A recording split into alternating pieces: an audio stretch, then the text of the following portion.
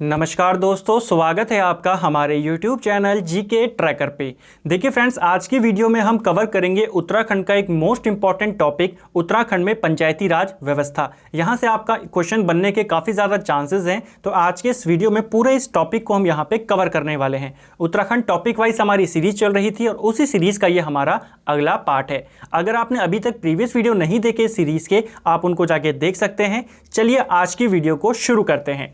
सबसे पहले उत्तराखंड का पंचायती व्यवस्था को पढ़ने से पहले थोड़ी बहुत बातें जो आपको पंचायती राज व्यवस्था के बारे में पता होनी चाहिए, जिनका उल्लेख संविधान में किया गया है, थोड़ा सा पहले उनको जान लेते हैं और फिर चलेंगे उत्तराखंड के पंचायती राज अधिनियम के बारे में।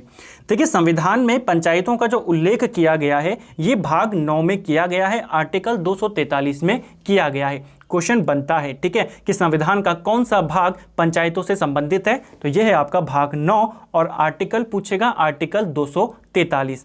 243 में 243 ए से लेकर 243 ओ तक ये आपके पंचायत से, ग्राम पंचायत जो है इनसे संबंधित है, ठीक है, और इसके आगे जो है आपका वो नगर निकायों से संबंधित है। तो आपको आर्टिकल ध्यान रखना है 243। हर पॉइंट में आपके लिए कई सारे क्वेश्चन छुपे हुए हैं, तो आपको ध्यान से इस वीडियो को देखना है, ठीक है।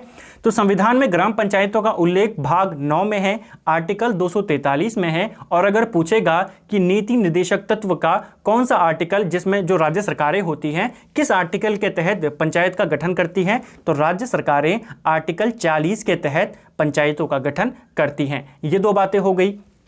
अगली चीज, पंचायती राज को संवैधानिक दर्जा कब दिया गया, तो जो ये पंचायती सिस्टम है इसको संवैधानिक दर्जा 73वें संविधान संशोधन के द्वारा 1992 में दिया गया, ये आपको ध्यान रखना है। और इसको लागू कर दिया गया 24 अप्रैल 1993 से, ठीक है।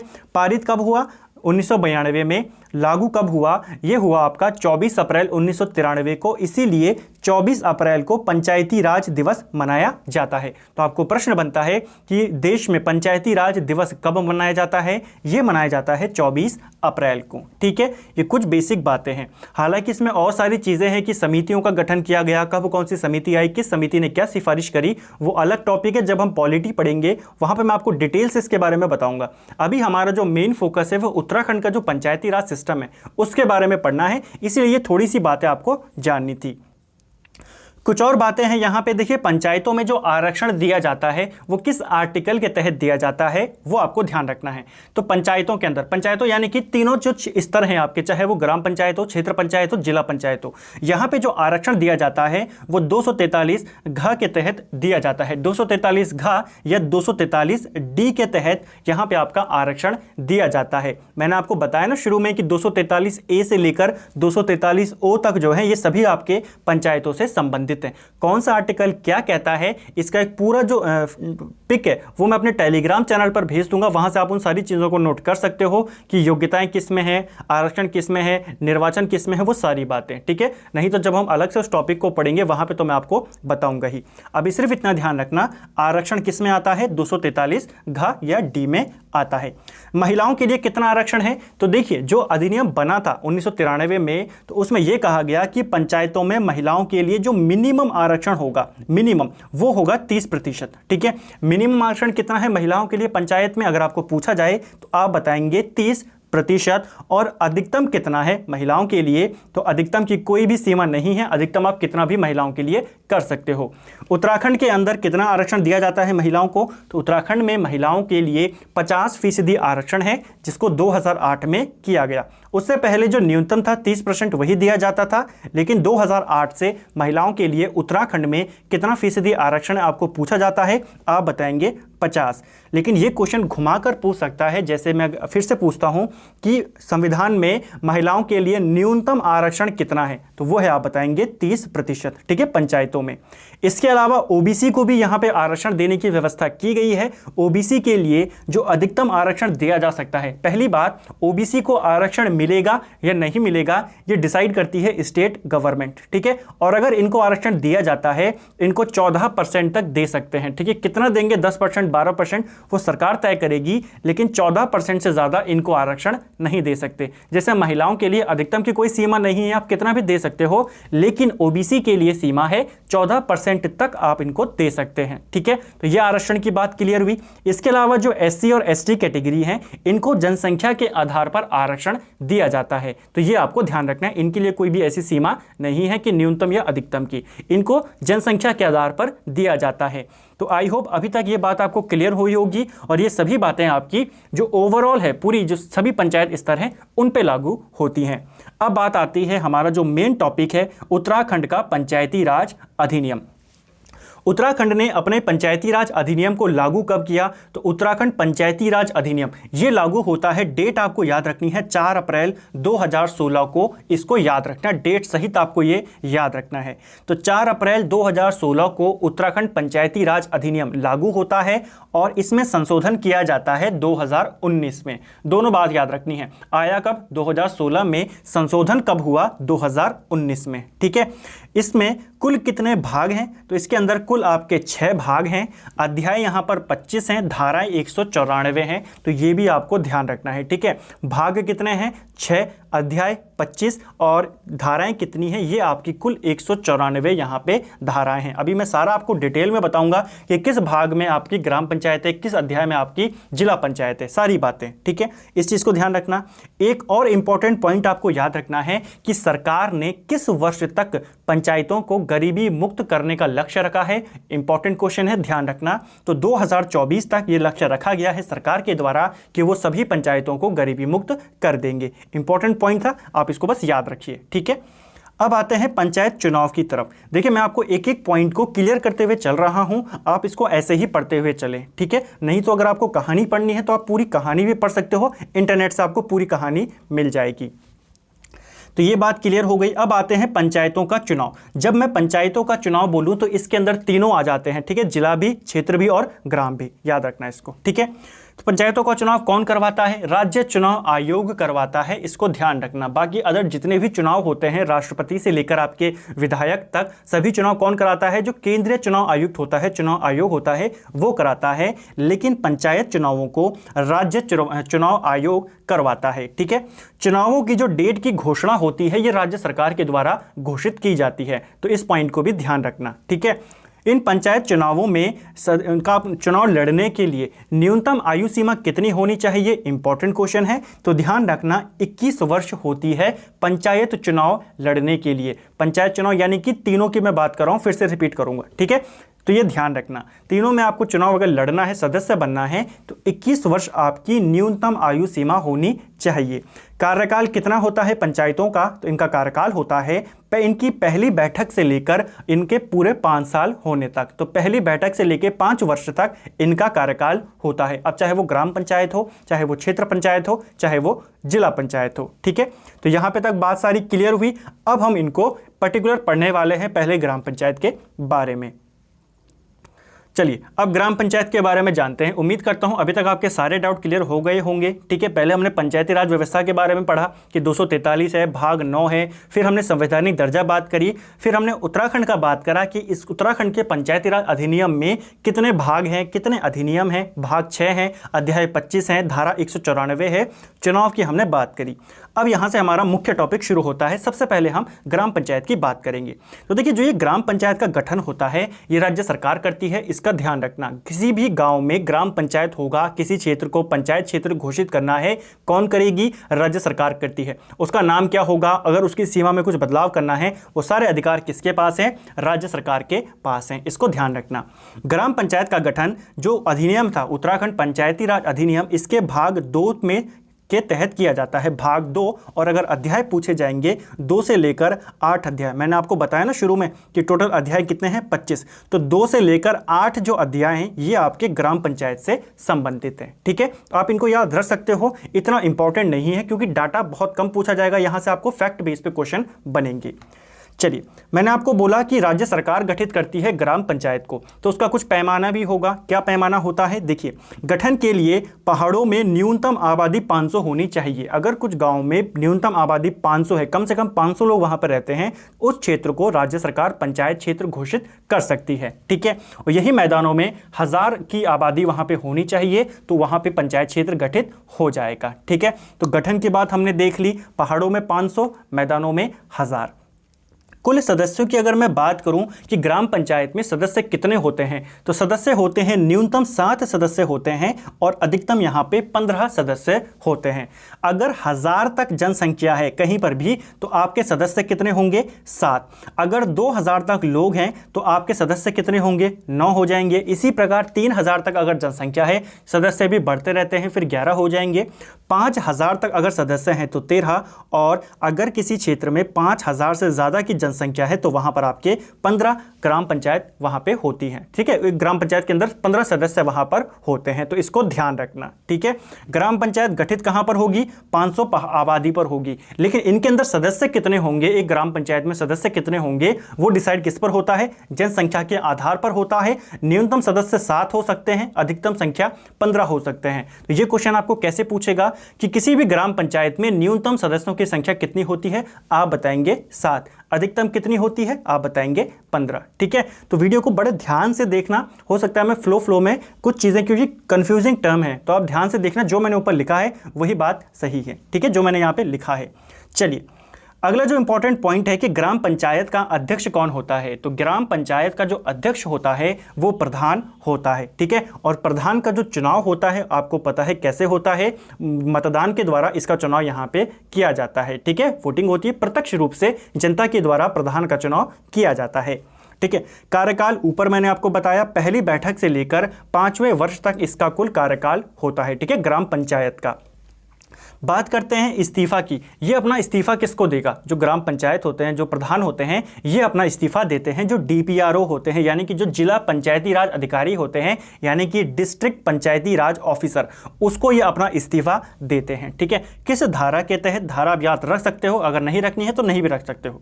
धारा 15 के तहत एक मैं सेपरेट वीडियो बताऊंगा जिसके अंदर मैं आपको पंचायत में जितने भी आपके इंपॉर्टेंट आर्टिकल्स हैं, जितने भी आपकी धाराएं हैं, कि प्रधान का चुनाव किस धारा के तहत होता है, वो योजना किस धारा के तहत बनाता है, ये सारी बातों को एक सेपरेट वीडियो में कवर करेंगे। ठीक है, तो अभी केवल आप कहानी को सुनिए। इस्तीफा किसको देता है? डीपीआरओ को देता है। डीपीआरओ की फुल फॉर्म मैंने आपको बताई, डिस्ट्रिक्ट पंचायती राज ऑफिसर। ठीक है, अगर इसने इस्तीफा पे, अगर इसके पास इस्तीफा दे दिया प्रधान ने, 15 दिनों तक वो वेट करता है डीपीआरओ। अगर प्रधान ने इस्तीफा वापस ले लिया अपना तो ठीक है, अगर 15 दिनों तक प्रधान ने इस्तीफा वापस नहीं लिया तो ये इस्तीफा उसका पास माना जाता है। इस चीज को ध्यान रखना। ठीक है, तो अधिकतम कितना है? इस्तीफा देने के 15 दिन के बाद इसको पास माना जाता है। और अगर मान लीजिए प्रधान के ऊपर कुछ आरोप लग जाए, वो इस्तीफा ना देना चाहे, तो उसके ऊपर अविश्वास प्रस्ताव भी लाया जा सकता है। तो इस चीज को भी ध्यान रखना। अविश्वास प्रस्ताव कब लाया जाता है या कब इसको पारित माना जाता है? तो देखिए, अगर पूरी ग्राम पंचायत के 1/4 सदस्य प्रधान से खुश नहीं है तो वो अविश्वास प्रस्ताव ला सकते हैं। ठीक है, कितने सदस्य? 1/4। लेकिन पास करने के लिए आपको 1/2 से ज्यादा सदस्य आपको चाहिए होंगे कुल सदस्यों का। मैं आपको एग्जांपल देके समझाता हूं। मान लीजिए किसी ग्राम पंचायत में 100 सदस्य हैं, इनमें से अगर 25 सदस्य यानी कि 1/4 ये लोग प्रस्ताव को ला सकते हैं, प्रधान के विरुद्ध अविश्वास प्रस्ताव को ला सकते हैं। लेकिन अगर इनको पारित करवाना है तो इनको आधे से ज्यादा सदस्य चाहिए होंगे, यानी कि लगभग 51 सदस्य अगर इनके पास होंगे तो ही वो पारित माना जाता है और प्रधान को अपने पद से इस्तीफा देना पड़ता है। ठीक है, तो ये चीज ध्यान रखना। एक और चीज, ये जो अविश्वास प्रस्ताव है, इसको लेकर कि जब ग्राम पंचायत का गठन किया जाता है तो उसके शुरुआती 1 वर्ष तक आप अविश्वास प्रस्ताव नहीं ला सकते। पहले उनको कुछ काम करने का टाइम दीजिए, उसके बाद ही तो कोई नाखुश या खुश होगा। तो 1 वर्ष तक आप अविश्वास प्रस्ताव नहीं ला सकते और अंतिम के 6 महीने में भी अविश्वास प्रस्ताव नहीं लाया जा सकता। ठीक है, तो इस बात को ध्यान रखना। आगे चलते हैं बैठक की। तो ग्राम पंचायत की हर महीने लगभग एक बैठक होती है, ये आपको ध्यान रखना है। हर महीने लगभग एक बैठक का प्रावधान यहाँ पे किया गया है, ठीक है। गणपूर्ति की बात करें तो कुल सदस्यों का 1/3 सदस्य यहाँ पर होने चाहिए, यानी कि अगर 100 सदस्य हैं तो कम से कम 33 सदस्य अवेलेबल होने चाहिए, तो ही वहाँ पे आपकी बैठक मानी जाएगी, ठीक है। तो गणपूर्ति ध्यान रखना ग्राम पंचायत में 1/3 है। इसके अलावा 2 बैठकों के मध्य में 2 महीने से अधिक का अंतर नहीं होना चाहिए। सामान्यतः ग्राम पंचायत की बैठक हर महीने होती है, लेकिन अगर किसी कारण से बैठक हर महीने नहीं हो पा रही है तो ये उनको ध्यान रखना होगा कि किसी भी कीमत पर 2 महीने से ज़्यादा का अंतर 2 बैठक के बीच में नहीं हो सकता। 2 महीने यानी कि 60 दिन का अंतर, ठीक है। इसके बाद बात करते हैं यहाँ पे अगला जो पॉइंट है वो है आपका सचिव। देखिए ग्राम पंचायत का जो सचिव होता है वो वीडीओ होता है, ठीक है, विलेज डेवलपमेंट ऑफिसर, ठीक है। ये कौन होता है? ग्राम पंचायत का सचिव होता है। ये क्या करता है? इसका एक महत्वपूर्ण कार्य है कि जो बजट तैयार होगा, आपको सीधा प्रश्न बनेगा ग्राम पंचायत का बजट किसके द्वारा तैयार किया जाता है? वो किया जाता है वीडीओ के द्वारा, ठीक है। वीडीओ बजट को तैयार करता है और फिर ग्राम सभा के सामने रखता है या ग्राम पंचायत के सामने रखता है, ठीक है। अभी हम ग्राम सभा के बारे में बात करेंगे। तो वीडीओ बजट तैयार करता है, यहां से जब वो पारित होता है तो ये पारित होकर जाता है क्षेत्र पंचायत के पास, ठीक है। क्षेत्र पंचायत उस बजट को पारित करती है और वापस कहां भेज देती है? ग्राम पंचायत में भेज देती है। अगर ग्राम पंचायत क्षेत्र पंचायत के उस निर्णय से जो उसने पारित किया है कुछ संशोधन के साथ, अगर वो खुश नहीं है तो 15 दिन में वापस दे सकती है, अदरवाइज उसको पास माना जाता है। मान लीजिए, मैं आपको फिर से एक एग्जांपल देके समझाता हूं। देखिए, मान लीजिए किसी ग्राम पंचायत ने अपना बजट तैयार करा, ठीक है, वीडियो ने बजट तैयार करा, ग्राम पंचायत के सामने रखा, ग्राम पंचायत ने उसे पारित करके किसके पास भेज दिया? क्षेत्र पंचायत के पास भेज दिया। क्षेत्र पंचायत अब इसको पारित कर देगी और वापस कहां भेज देगी? ग्राम पंचायत में। तो ग्राम पंचायत को अगर उसमें कुछ और चीजें जोड़नी है तो 15 दिन का समय होता है, 15 दिन के बाद वो ऑटोमेटिकली पास माना जाता है। एक क्वेश्चन याद रखना यहां से कि जो ग्राम पंचायत का बजट होता है वो किसके द्वारा पारित किया जाता है? ध्यान रखना, क्षेत्र पंचायत के द्वारा। उत्तराखंड में अगर हम कुल ग्राम पंचायतों की बात करें तो उत्तराखंड के अंदर कुल ग्राम पंचायतें आपकी 7,791 हैं, ये आपको ध्यान रखनी है। सर्वाधिक ग्राम पंचायतों वाला जिला कौन सा है? तो पौड़ी गढ़वाल है, जहां पे आपके सर्वाधिक ग्राम पंचायतें हैं, लगभग 1174 के करीब है। और सबसे कम ग्राम पंचायत अगर पूछी जाएंगी तो ये आपके हरिद्वार में है, लगभग 308 के करीब, ठीक है। तो कुल ग्राम पंचायत, सर्वाधिक ग्राम पंचायत, सबसे कम ग्राम पंचायत, ये आपको याद रखने हैं, ठीक है। चलिए अब बात करते हैं। देखिए ग्राम पंचायत के ही ग्राम पंचायत से भी एक छोटा और निकाय होता है जिसको ग्राम सभा कहा जाता है, ठीक है। ग्राम सभा के बारे में भी आपके प्रश्न बन सकते हैं, इसको भी जान लेते हैं। यही सारी रिपोर्ट तैयार करता है और फिर अपनी सिफारिशें ये ग्राम पंचायत को भेजता है। ग्राम सभा से क्या क्या क्वेश्चन होते हैं उनको देख लेते हैं, पॉइंट्स इसको पढ़ते हैं। देखिए ग्राम सभा का गठन ये धारा 3 के तहत राज्य सरकार के द्वारा किया जाता है। जो उत्तराखंड ये आपका पंचायती राज अधिनियम है 2016 का, उसकी धारा 3 के तहत ग्राम सभा का गठन होता है और धारा 4 के तहत ग्राम पंचायत का गठन होता है, ठीक है। ग्राम सभा का सदस्य बनने के लिए आप जो होता है ग्राम का प्रत्येक वयस्क व्यक्ति जिसका नाम मतदाता सूची में होता है वो ग्राम सभा का सदस्य होता है। देखिए ग्राम पंचायत में सीमा थी कि 7 से 15 सदस्य वहां पे होंगे जिनका चुनाव होगा, लेकिन ग्राम सभा क्या है, गांव के सभी लोग इसमें शामिल होते हैं, यही आपस में अपनी समस्याओं को डिसाइड करते हैं और फिर कोई रिपोर्ट बनाकर ये किसके पास भेजते हैं? कि ग्राम पंचायत के पास भेजते हैं, ठीक है। तो ग्राम सभा ग्राम पंचायत से छोटे लेवल पर है। इसमें सभी लोग सदस्य होते हैं, लेकिन कौन? जो वयस्क हैं यानी कि 18 वर्ष से ऊपर हैं और जिनका नाम मतदाता सूची में होता है वो ग्राम सभा के सदस्य बनने लायक होते हैं, ठीक है। ग्राम सभा की अगर बैठक की बात करें तो हर 3 महीने में इनकी बैठक होती है, साल में कुल 4 बैठकें इनकी होती हैं। ये मैं बात कर रहा हूं ग्राम सभा की, ठीक है। ग्राम सभा की बैठक की अध्यक्षता कौन करता है? तो जो ग्राम पंचायत का आपका प्रधान होता है वही इन बैठकों की अध्यक्षता करता है। इनकी गणपूर्ति के लिए कुल सदस्यों का 1/5 सदस्य यहां पर होने चाहिए, यानी कि अगर किसी गांव में 100 सदस्य हैं किसी ग्राम सभा में तो कम से कम 20 सदस्य वहां पर आपके अवेलेबल होने चाहिए, ठीक है, तो ही वो मानी जाएगी आपकी गणपूर्ति। तो ये आपको ध्यान रखना है। ये अपने सिफारिशों को ग्राम सभा अपनी सिफारिशों को किसके पास भेजती है? तो पंचायती स्तर का जो सबसे निचला स्तर होता है ग्राम पंचायत, उसके पास भेजती है। ग्राम पंचायत फिर इन सिफारिशों को और कुछ इनमें ऐड करना हो तो ऐड करता है, फिर किसको भेजता है? क्षेत्र पंचायत को। क्षेत्र पंचायत फिर भेजती है जिला पंचायत को और जिला पंचायत फिर भेजती है जिला योजना समिति के पास, ठीक है। तो ये आपको ध्यान रखना है, यही इसका पूरा आपका प्रोसेस होता है। तो ग्राम पंचायत और ग्राम सभा, यहाँ के आपके जितने भी फैक्ट थे स्थापना को लेकर, गठन को लेकर, बैठक को लेकर, गणपूर्ति को लेकर, वो सारी चीज़ें हमने यहाँ पर डिसाइड करी। अब चलते हैं आगे। अब बात करेंगे क्षेत्र पंचायत की। देखिए क्षेत्र पंचायत ये मध्य स्तरीय निकाय होता है, ठीक है। पंचायती राज व्यवस्था का मध्य स्तर का जो वो होता है हमारा निकाय है, वो कौन है? क्षेत्र पंचायत है। पहले इसके बारे में जान लेते हैं कि ये क्या होता है। देखिए क्षेत्र पंचायत का ढांचा समझ लेते हैं। क्षेत्र पंचायत का ढांचा कैसा होता है? देखिए सबसे पहले क्षेत्र पंचायत सदस्य होते हैं, क्रम में मैं आपको बता रहा हूं। उन्हीं में से किसी को उप प्रमुख चुना जाता है, कनिष्ठ।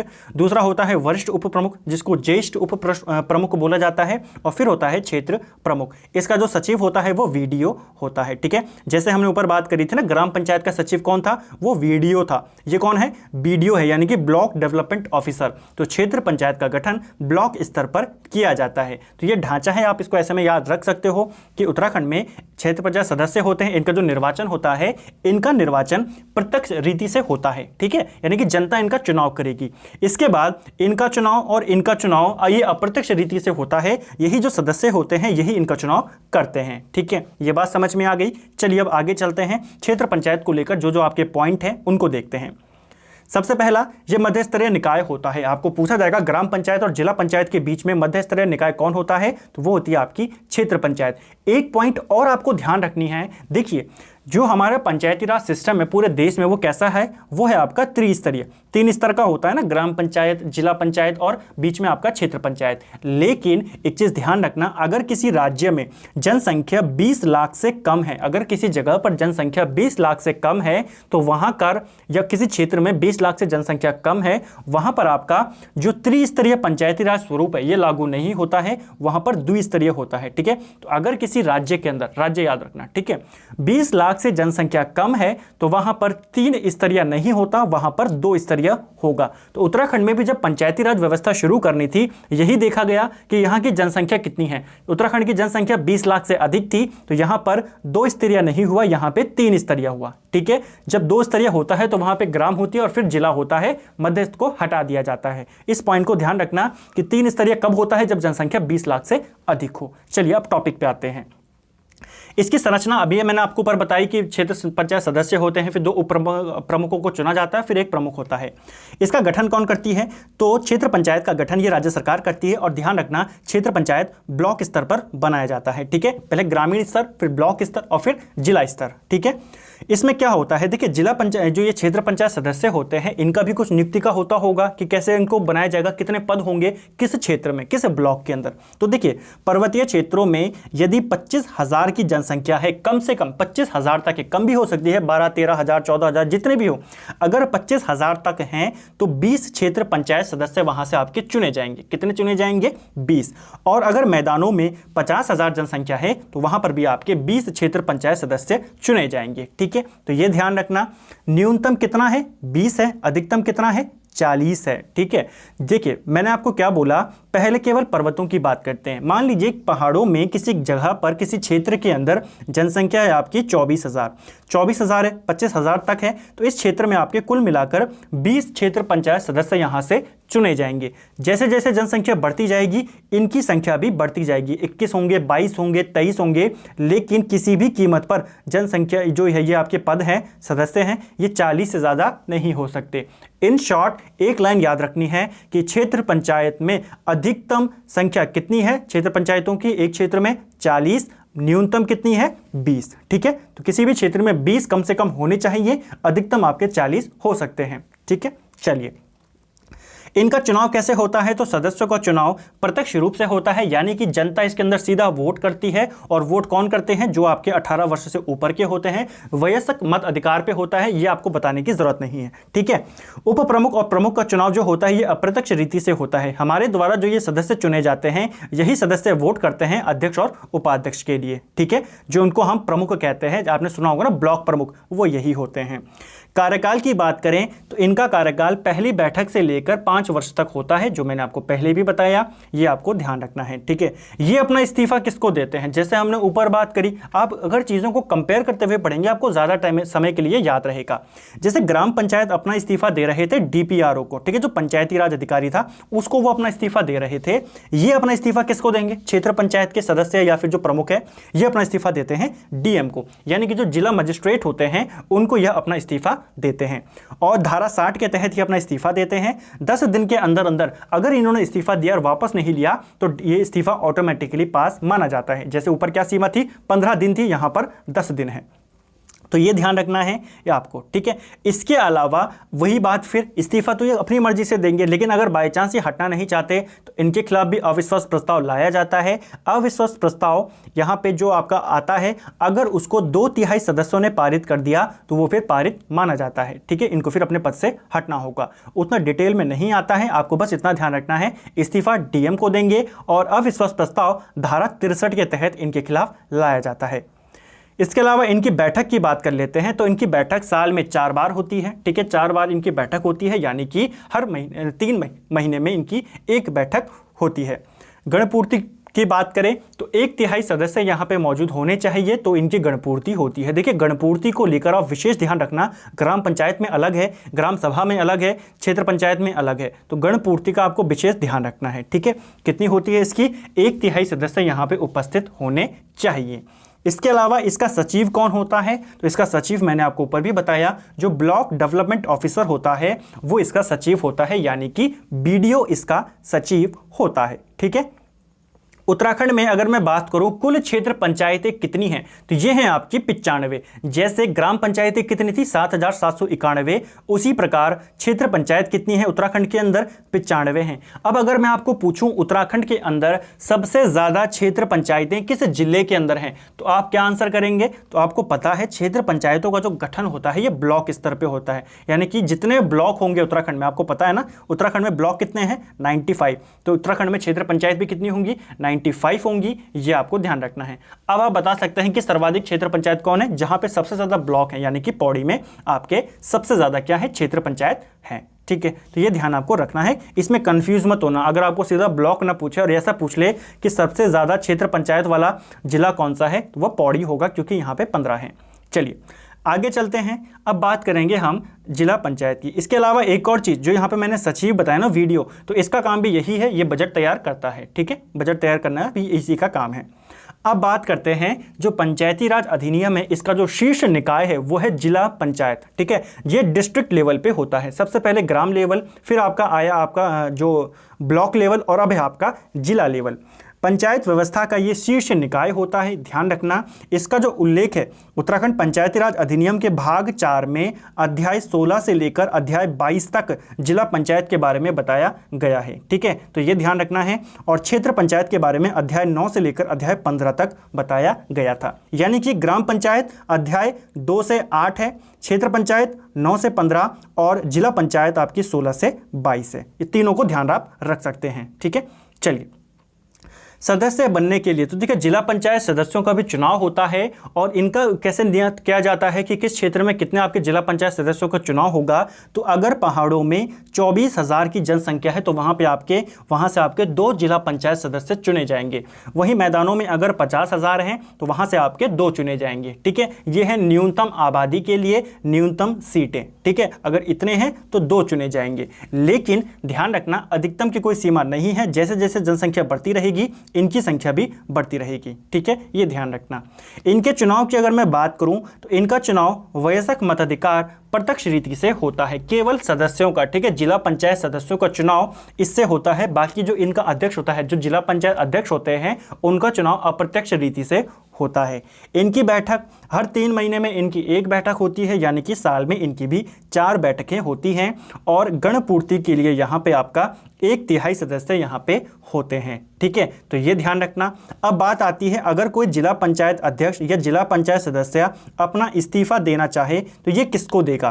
तो देखिए जो जिला पंचायत हमारी होती है इसके अंदर आपके एक तो जिला पंचायत सदस्य होते हैं, इसके अलावा सभी क्षेत्रों के जो क्षेत्र पंचायत प्रमुख होते हैं वो होते हैं। इसके अलावा राज्य सरकार के द्वारा भी इसके अंदर कुछ मंत्रियों को यहाँ पे डाला जाता है। तो राज्य सरकार जिस भी व्यक्ति को नियत करेगी कि ये व्यक्ति पूरे जिला पंचायत को कंट्रोल करेगा, ये अपना इस्तीफा उसको देते हैं। यानी कि राज्य सरकार द्वारा निर्धारित व्यक्ति को इस्तीफा देते हैं ये हमारे जिला पंचायत के सदस्य और अध्यक्ष। ठीक है, अधिकतम केस पे क्या होता है, ये डीएम को ही यहाँ पे चुना जाता है, लेकिन कभी किसी मंत्री को भी चुन लिया जाता है या किसी और भी व्यक्ति को चुना जा सकता है। तो ध्यान रखना, जो जिला पंचायत अधिकारी हैं, जो जिला पंचायत आपके ये सदस्य होते हैं, ये अपना इस्तीफा किसको देते हैं, राज्य सरकार द्वारा किसी निर्धारित व्यक्ति को। ठीक है, इनके खिलाफ भी अविश्वास प्रस्ताव लाया जा सकता है अगर ये इस्तीफा ना देना चाहें। अविश्वास प्रस्ताव पारित कब होता है, जब 2/3 सदस्य उसके पक्ष में हो तो वो आपका पारित माना जाता है। ठीक है, बात करते हैं इसका सचिव कौन होता है। तो जिला पंचायत का जो सचिव होता है वो होता है आपका मुख्य विकास अधिकारी यानी कि सीडीओ। सबसे पहले हमने ग्राम पंचायत की बात करी, वहां था वीडीओ, फिर हमने बात करी ब्लॉक पंचायत की या क्षेत्र पंचायत की, वहां था आपका बीडीओ। ठीक है, और अब है आपका सीडीओ। ये किसका होता है, ये आपका जिला पंचायत का सचिव होता है। ध्यान रखना, यही बजट तैयार करेगा, यही सारे काम करेगा।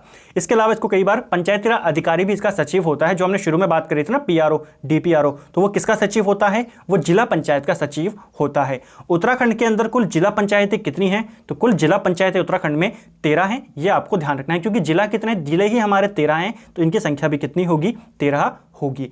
अब यहां से ये आपका यहां पे टॉपिक खत्म हो गया। ठीक है, मैंने आपको सारी बातें सभी के बारे में थोड़ा थोड़ा बताया, जितना आपके पॉइंट्स हैं उन पॉइंट्स को मैंने यहां पे एक्सप्लेन किया, लेकिन कुछ बातें हैं जो आपको और जाननी है इसके बारे में।